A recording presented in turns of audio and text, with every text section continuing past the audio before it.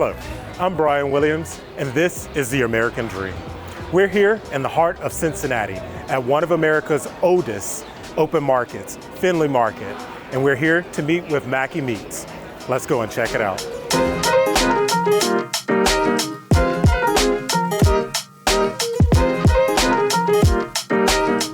All right, guys, and no better place to start than here at Mackey Meats. And we have Ryan with us. And so Ryan, tell us a little bit about the history of Mackey Meats. Why Findlay Market? Mackey Meats has been here at Findlay Market since 1968.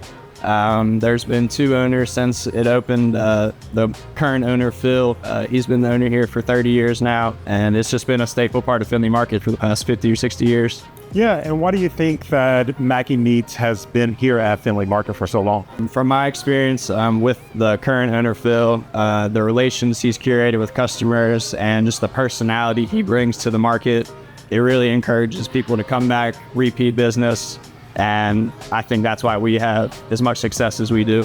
He really brings a crowd of people with him.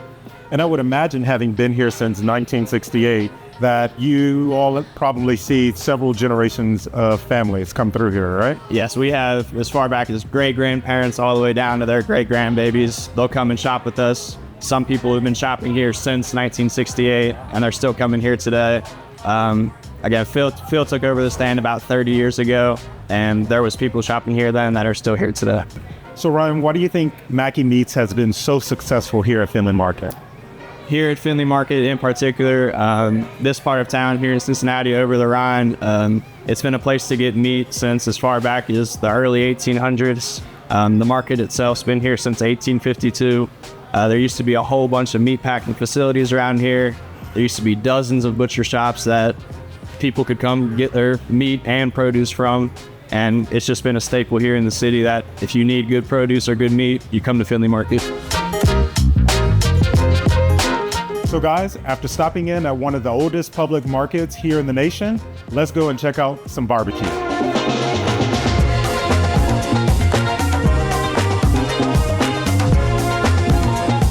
Tucked away in the heart of Cincinnati is a place where smoke rises, not just for ribs and brisket, but a fire lit by purpose. Just Queuing Barbecue isn't just a restaurant, it's a ministry in motion.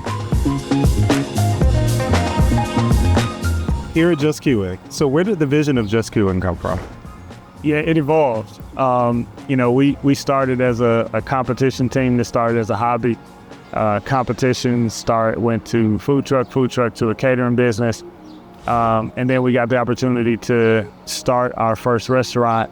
Not having any experience in the restaurant industry, my goal was really just to put my head down and serve the best food I can every day. I figured if I did that, the rest of it would take care of itself. I didn't have a grasp on like the advertising, the marketing, and all that stuff. And so we've evolved into what we are today. I appreciate that. And we know that faith, and it's of course in your tagline, faith, love, and barbecue. We know faith is at the center of everything that you do. Tell us more about how faith is interwoven into Just Queuing. Yeah, faith was, it was integral to our organization from the onset. I was called into the ministry in 2009. And so we started our organization around that same time. We knew that faith was, that we would be a Christian organization. And we knew that it would be a part of who we were going forward, whatever that looked like. And so biblical principles are really interwoven into everything that we do, from our values, our handbook, how we communicate and interact with each other, our approach to preparation of food, our approach to hospitality, so everything. And as we've grown and evolved as an organization, we've just seen how, one of our values is we're good stewards of our resources. And my purpose as the leader of this organization, it is to pour into the people that God brings into our organization so they can then pour into their families and their communities. We've seen how integral faith is in their lives and just having a belief in something bigger than themselves.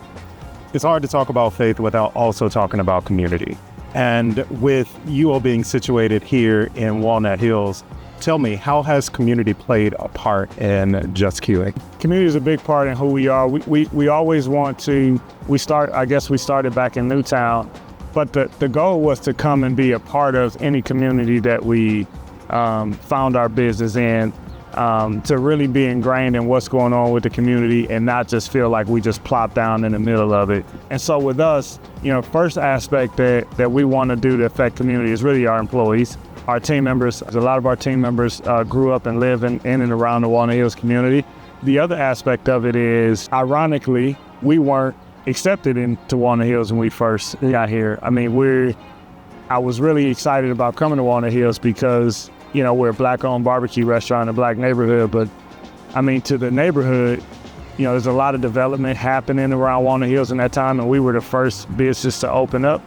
And so to them, we were the face of gentrification. Like, we were the face of the big bad developer coming to move us out and bring in things that didn't apply to us and wasn't for us. And so we had to do a lot of work early on just to get the community on our side and believing that, we were authentic in the things that we were saying. Oh, Matt, thank you so much for your time. I appreciate it. And thank you. Yeah.